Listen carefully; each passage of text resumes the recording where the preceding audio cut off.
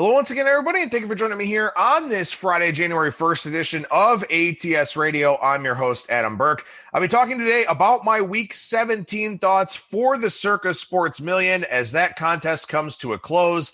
I'll give you an idea of what's happening here with the standings, both for the full season as well as for the quarter, and then talk about my picks and leans here for this final week of the NFL regular season. Hope everybody's new year is off to a good start. Hope you celebrated responsibly last night. And look, you know what? Obviously, all of us hoping that 2021 is better than 2020 in so many different ways. So here's to hoping. Cheers to all of you. As I said in yesterday's show, thank you so much for listening throughout the year last year, making ATS Radio and also Bang the Book Radio what it was. Being loyal supporters of the show means the world to me. Thank you so much for that. And, of course, thank you for following us over to this new venture, ATS Radio, where, we kept a lot of the same guests, kept a lot of the same talking points, but still lots of phenomenal content here over the college football and the NFL seasons. And I hope to continue doing that here as we go through the Super Bowl. And then, of course, with college basketball and what we hope will be March Madness here for 2021.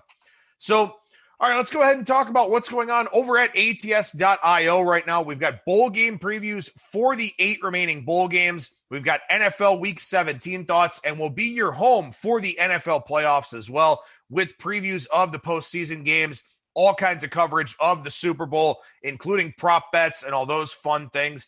But we're also doing college basketball, the NBA, and we're now 12 days away from the start of the NHL season. So plenty of things going on over at ATS.io for you to check out. And the nice thing is if you download the ATS app, which you can get in the Google Play Store or in the Apple Store, you'll get all of the ATS.io information right there at your fingertips with full article integration from the website. But it's also a bet tracker. It's also an odds screen. And you can buy premium model subscriptions, $9.99 a week, $19.99 a month for that ATS premium model. So again, we encourage you to download that app, search against the spread in the Google Play Store or the Apple Store. Should be able to find it that way. Or, of course, you can search, for ATS and try your luck with that. All right, so Week 17 in the Circa Sports Million 2. Unfortunately, I am limping to the finish here. Just 6-9 over the last 3 weeks, 2-3 in each of those weeks. And, I had a shot at the money. Not closing out the season strong. That's definitely very disappointing to say the least. 44, 35, and 1 on the season. And, up until these last 3 weeks, this was one of my better performances in the NFL, hoping to finish strong here with Week 17. But given all of the challenges this year with COVID and all those types of things, I guess I wish things had gone better. But at the same time, fairly happy with how I performed here for this NFL season. And of course, we'll see what happens here in Week 17. Our ATS.io-1 entry, 41 and 39. My -2 entry, 44, 35, and 1. So it looks like I should get site bragging rights here, barring some sort of disaster in Week 17. And that's certainly a possibility. Still up 1 on the drink bets. Not sure if we'll have any opposing games in Week 17, but again, was certainly hoping for a stronger finish than what I've had, but looking to end the year on a positive note here. Speaking of strong finishes, there is a lot of drama for the $1 million top prize here in the Circa Sports Million 2. ODBMG-2, 53.5 points, is the leader in the Circa as well as the leader over in the Super Contest. So an enormous week for that team, for that entry. Good luck to them here as they are in the driver's seat and control their own destiny in both the Circa Sports Million 2 as well as the Super Contest. But it is only a half-point lead over DSR 90-1 with 53 points. DV8-1 and Presence-2 tied for third with 52.5. Minura 11-1 and Chicken Dinner-1 tied for fifth with 52 points. Elbow-1 and Hornet-2, 51.5. Sunny San Diego-1, Mr. Invisible-2, Scoopski-1, 51 points. So the difference between essentially first and the final spots in the top 10, just 2.5 points. The lead is a half point. The gap over third place is just a point. So again, a lot of moving parts here for week 17, a lot of drama coming in this tournament for those entries. And of course, Derek Stevens opening up Circa Las Vegas for them if they want to come and sweat, or opening up the D, if they want to go and sweat the games at Bar Canada, I believe it is. So good luck to all of them. Safe travels to anybody that will be going out there to Sin City.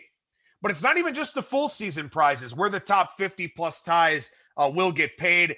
Also, the fourth and final quarter will be decided. The Fitz is the leader at 17-3. 3 entries with 16.5 points, 5 with 16.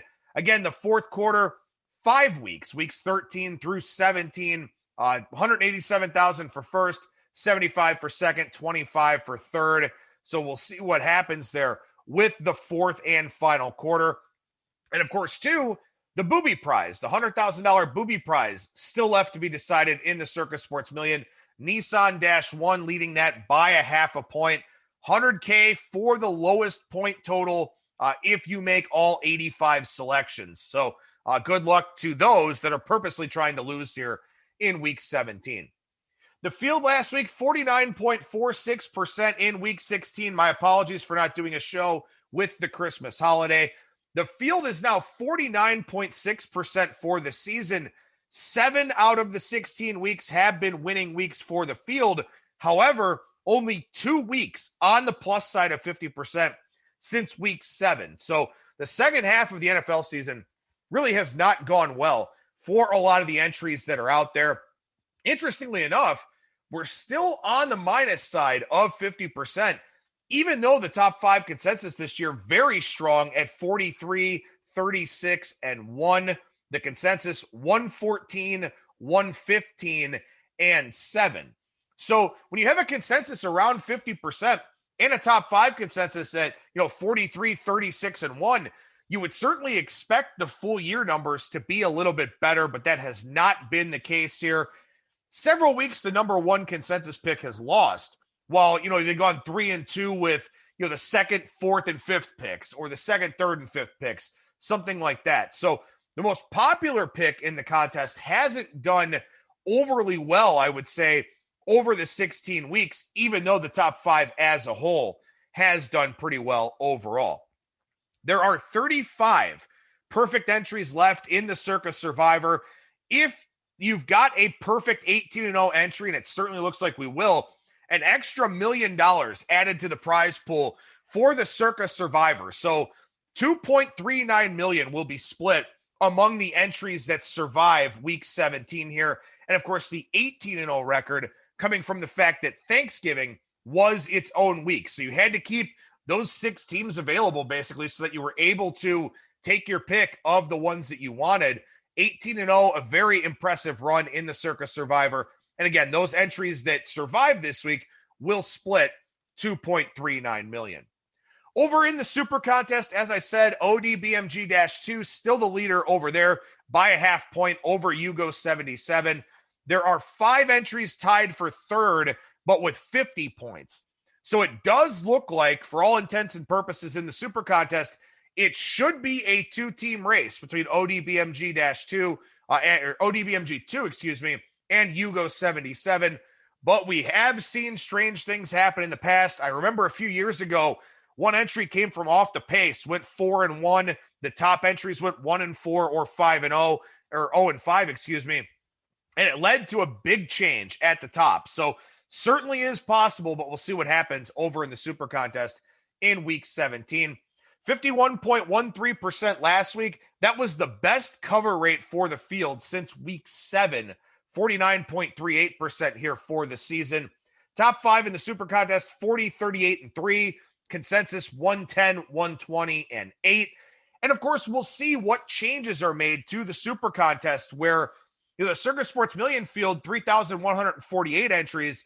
The Super Contest, 1,172. The lowest number of entries in the Super Contest since 2013. Lowest first place prize since 2011. The Super Contest will have to make some changes going into next season in order to compete with the Circa Sports Million, where, quite frankly, without a pandemic, with the new Circa Sports or the new Circa Hotel and Casino, I would set the over-under for the Circa Sports Million next year at about 4,500. So the Super Contest will have some work to do in terms of trying to keep up with the Circa, where if people feel more comfortable traveling, if they know that the NFL season will be taking place, then I would very much expect that the Circa grows by leaps and bounds again in its third season here. And of course, we'll see what the guaranteed prize pool looks like. Thinking probably guaranteed 4 million, which means you'd have to have 4,000 entries. I think that's probably what we're looking at here in the Circa, and I would expect it to go over whatever the guaranteed prize pool is. All right, so a few parting thoughts here on how the season has gone for me in the NFL, what I'm looking to do in order to adapt and evolve for next season.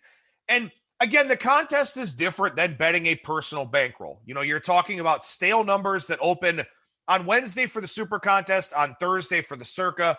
So you're talking about stale numbers, you're talking about some line value grabs, some things that are out there that you can't necessarily do on Saturday when you lock in your NFL card. Also, there's some game theory involved, trying to play on that line value, trying to play on games that can't push, because there's a lot more equity in getting a full point than there is a half point in this contest. And also, too, some people will try to actively fade the top 5 consensus. It's not something that I've really looked to do over the course of the season. But as I sort of evaluate what I've done here so far in the NFL and what I'm looking to do in week 17, the top 5 consensus has done very well. As I said, 43, 36, and 1. That's an excellent mark when you talk about, a lot of varying levels of handicapping ability in a contest like this. The problem is I feel like I've fallen on the wrong ones. And like I said earlier in the show, it certainly feels like a lot of times the top 5 consensus has done well, but the most popular pick has lost. And a few too many times this season, I think I've been on that most popular pick, and a few too many times it hasn't come through for me. Now, I don't think I'm necessarily going to change and try to be actively against the top 5 consensus, but maybe I do need to find some angles that are less obvious, some things that maybe not everybody is seeing that possibly give me an edge on a game where if that most popular pick loses, it could end up being a 2-game swing for me. That is something I may try to consider a little bit more next year in the Circa Sports Million. And something else here too is that, I want to focus more on my initial positions, focus more on those initial leans, try to follow through with those a little bit more. One of the things I've talked about a lot on this show, whether it was under the Bang the Book umbrella or now under the ATS name, is that you get this crisis of confidence when it comes to betting on sports. And you wind up not really trusting yourself for one reason or another. Something is off with your number relative to the market, and you sit there and instead of saying, I'm going to trust my number, I'm going to play the edge that I feel like I have, you look at your numbers and you go, what's wrong with them? What am I not seeing? What am I missing? And sometimes you may just be valuing something more than the market is, more than the odds makers are, and you may be right in that position. And like I talked about, multiple times throughout the football season here, if you're not going to trust your numbers, if you're not going to trust your opinions and your positions, who is going to? And if you're not going to trust the legwork that you're doing, why are you doing it? And that's something that no matter how many times I tell myself this, I can't get it through my thick ass head to actually trust in the work that I'm doing, trust in the handicapping that I'm doing, not necessarily for the NFL where I don't make my own numbers, but I do in college football. I'm taking the time to do that. I'm putting a lot of time and effort and emphasis of my weekend into creating these power ratings. If I'm not going to trust them and believe in them and rely on them, then why am I doing them? And of course, sure, part of it is, I do them for the readers and I want the readers to have some sort of idea on, where I'm coming from. But, I'm not giving readers false information, or I'm not giving readers things that I don't believe in. So I need to learn to trust myself more. And more often than not this season, games I liked originally early in the week that I talked myself out of, or, heard something on another show that changed my mind or something like that, more often than not, those games that I liked early in the process came through. They've been right more than they've been wrong. So that's something that I really need to focus in on is, when I start to develop my handicap, my thought process on a game, I need to see that through more. And I think that's a lesson that all of us can learn, and a lesson that is a very hard one to learn, but one that I think in a lot of ways is something that we need to commit to as handicappers and bettors. We know more than we think we do. And, it doesn't always mean that everybody's right. We talk all the time about these sharp sides versus public sides. Keep in mind, sharp bettors, they're right if they're really good 55, 56% of the time. That also means that they're wrong 44, 45% of the time. Now, the average handicapper is going to be wrong a lot more than that, and certainly I fall into the bucket of being wrong more often than 45 or 44%. But what I'm saying here is that, I think that a lot of us are smarter at this than we realize. And so we need to focus on following through with those thoughts, with those positions, trusting what we're seeing, trusting what we're analyzing.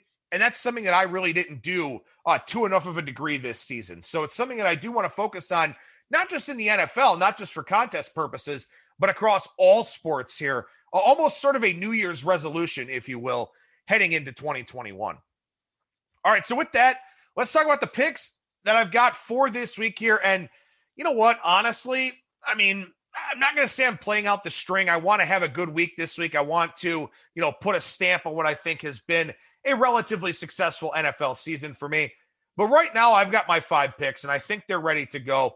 And I don't think I'll be deviating from any of these 5 games. Now, it is a possibility based on COVID, based on other injury news, something like that, based on what these coaches decide to do in terms of who will play and for how long. But for right now, these are the 5 very likely picks for me. And again, barring some sort of significant news story, I don't think I'll deviate from these 5 games. Beginning with number 10, the Pittsburgh Steelers plus 8.5 against the Cleveland Browns. And the Browns have no excuses here, but that's what scares me. And maybe part of this is kind of an emotional hedge, being a Browns fan, hoping they make the playoffs for the first time in now what would be 19 years, 18 seasons essentially. But the thing about it is the Steelers are very strong organizationally. They draft and develop well. They evaluate talent extremely well. So their depth guys should play hard and should play very well within the system and within the scheme. So even though a lot of key personnel for the Steelers will probably sit this one out, because again, with COVID, they wound up not having a bye week at any point over the course of the season here, I still think that a lot of these guys are going to go out there looking to play well and should play well within the systems and schemes that they were acquired for. So that's something where I think this line is just a little bit overinflated. I thought at 6.5 or 7, with the assumption that Ben Roethlisberger wasn't going to play, that was a fair number. Then this thing shot all the way up to 10 when it was officially confirmed that Mason Rudolph would play over Roethlisberger. Now, I do wish this line was a little bit bigger. I wish this was 9.5 or 10 like we saw in the markets. But when I look at the Browns here, what indications do we have that they can win this game by margin? They still have offensive line questions. Wyatt Teller and Jedrick Wills are practicing today, so maybe they do get those 2 guys back. And ultimately, that was the biggest issue for them against the Jets. They didn't have the wide receivers, and that was certainly problematic, but the offensive line was terrible. They couldn't open any running lanes when they did decide to run the football. Baker got happy feet in the pocket because, he was getting pressured. And that's something that, I think is very important to take a look at here with Baker Mayfield, is that when things are going well, he's a perfectly capable quarterback. They're able to move pockets. They're able to get him on the run. They're able to run the football effectively. And he's gotten really good protection for the most part over the course of this season. When he's getting pressured, though, he gets extremely jumpy. The footwork improvements that we've seen from him stepping up in the pocket absolutely go away. The clock in his head, I think, speeds up a little bit more than a lot of other quarterbacks. Any sales throws, balls are inaccurate. I worry about that here in this game, where I still wonder about the effectiveness of this offensive line. There's not a whole lot of depth right now due to injury and COVID. So I worry about that quite a bit with Baker here in this game if the Steelers get a pass rush with that second team. The Browns also missing 2 linebackers on defense. Denzel Ward's not going to play. He's on the COVID list. Sendejo's out, which leaves them thin at the secondary position. And Mason Rudolph's not spectacular, but, he's a guy that's been around the NFL for a long period of time. I don't think we see a god-awful game from him, certainly not against this Browns defense. So Steelers plus 8.5 for a lot of different reasons, a play that makes my card here in the Circa Sports Million for Week 17.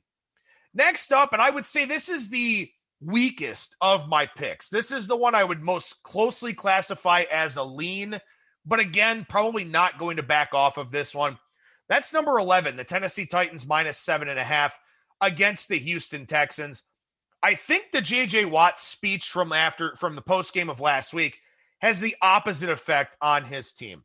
J.J. Watt is likely on his way out. And this is something that he even talked about in the middle of the season of, maybe it's time for a change of scenery. Maybe it's time for me to go somewhere else, all of that. So I think, to me, that Watt tirade last week was more about frustration with the organization rather than a rallying cry for his teammates. And I think his teammates will view it as such as well. Houston is 30th in adjusted net yards per pass attempt allowed. They're 32nd in yards per carry allowed.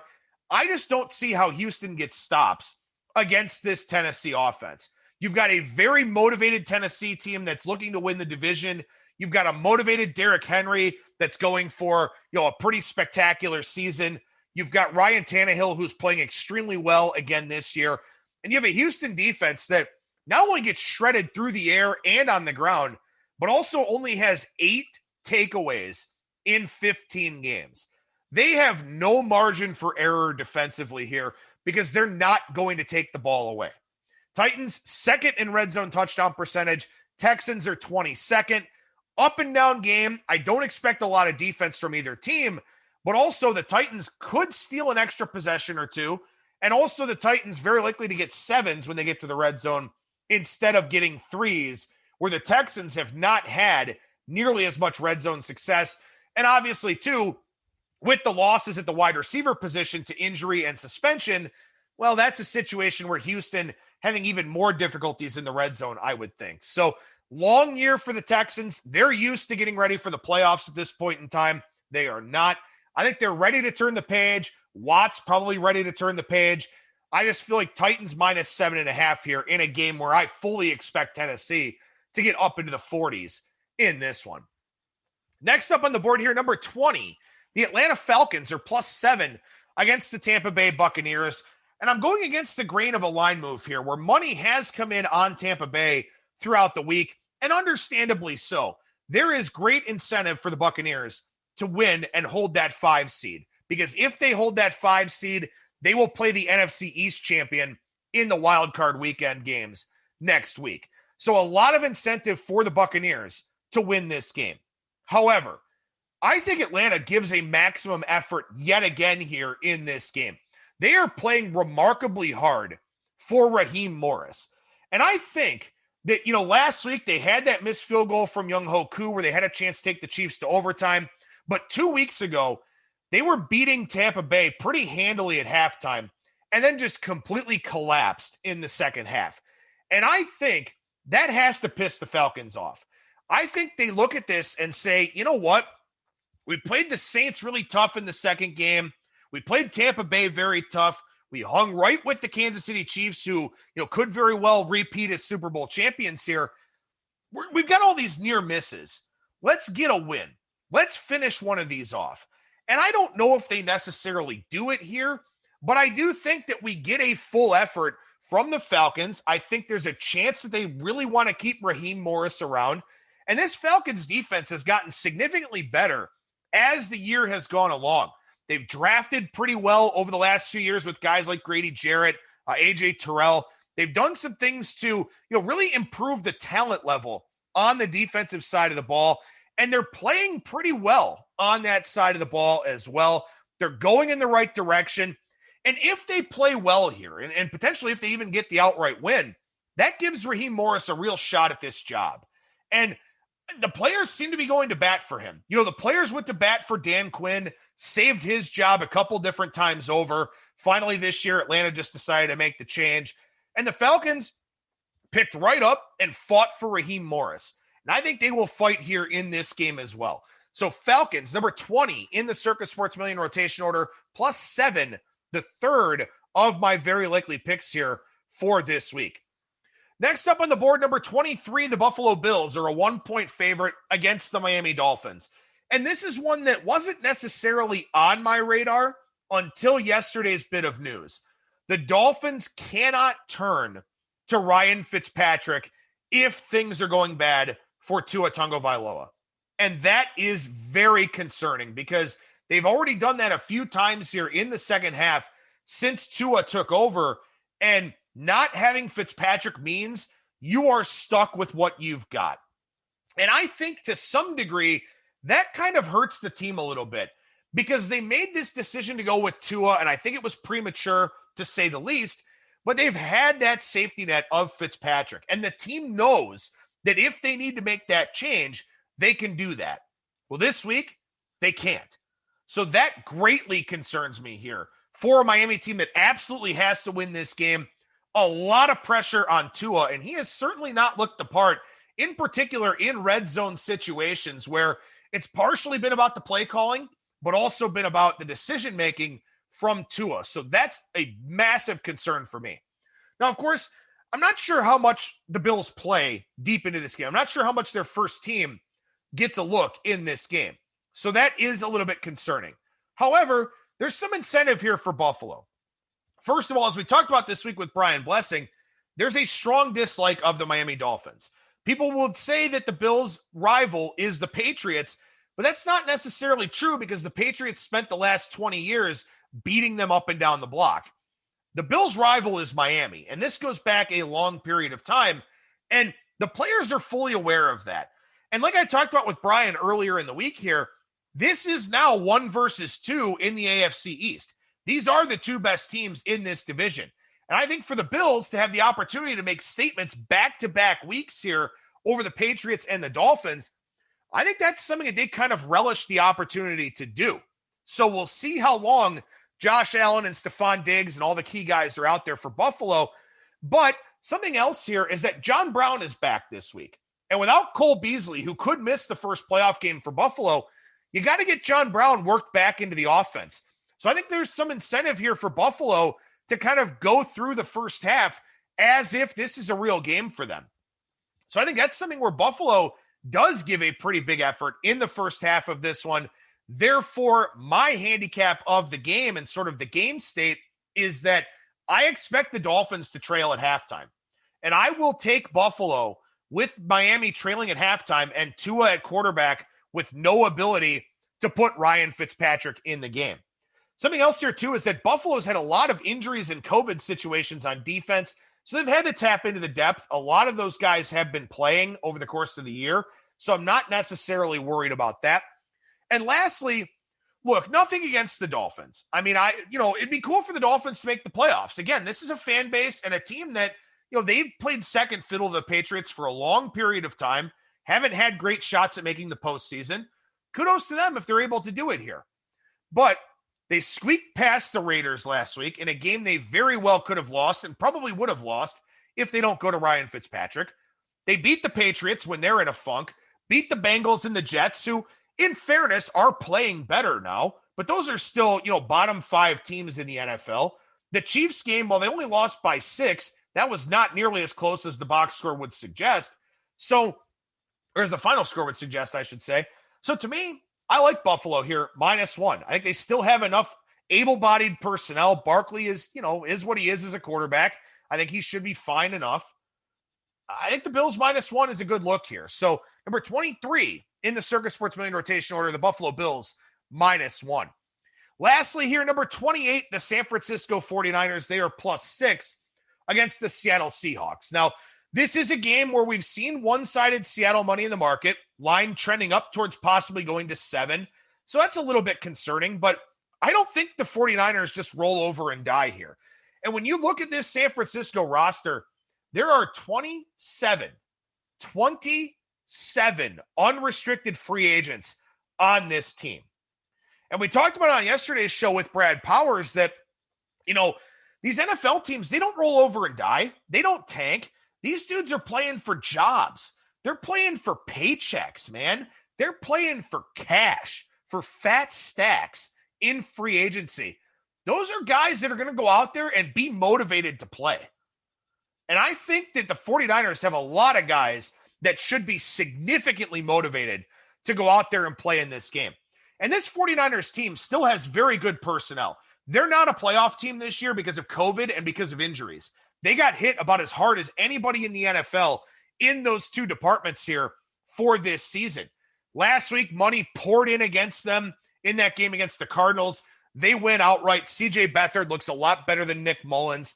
I think San Francisco goes out there and plays like they've got nothing to lose. And the most dangerous teams in the NFL are teams that go out there and play like they have nothing to lose. Last audition for Robert Saleh. He'll wind up getting a head coaching job here at some point. But, again, you look at this Seahawks team, and while the defense is much improved, and I have to give them full marks for that, it's still just the Russell Wilson show on offense. They just figure it out with Russ and win games. And that doesn't necessarily lend itself well to covering spreads. So you got a lower scoring expectation here. You're getting 6 with a 49ers team that I think is very solid. Would love to finish this hell of a season with a couple of wins over division opponents. I think they give a full effort here in this one. And the Seahawks, they can get the number 1 seed. They can kind of move around a little bit from a seeding standpoint, but there's really not a ton of incentive for them otherwise. So I sort of wonder in the second half if Russ is taking a beating or something, do they go ahead and get him out of this game? I think there's a very realistic possibility that Pete Carroll makes that decision. So 49ers plus 6, maybe I need the back door, maybe I don't, but I think there's a lot of compelling reasons to take the 49ers here, number 28 in the Circa Sports Million rotation order. So the 5 very likely picks for me here this week: Steelers plus 8.5, Titans minus 7.5, Falcons plus 7, Bills minus 1, and 49ers plus 6. We'll have the Circa Sports Million preview article on Saturday over at ats.io, the Super Contest preview article on Sunday morning, once the pick counts are available for that. And of course, I'll be back once again on Monday here with Kyle Hunter from huntersportspicks.com, talking about the college football national championship game and a whole lot of college basketball during our handicapping the hardwood segment. That'll do it for me. Thank you so much for listening, everybody, and I will talk to you again on Monday.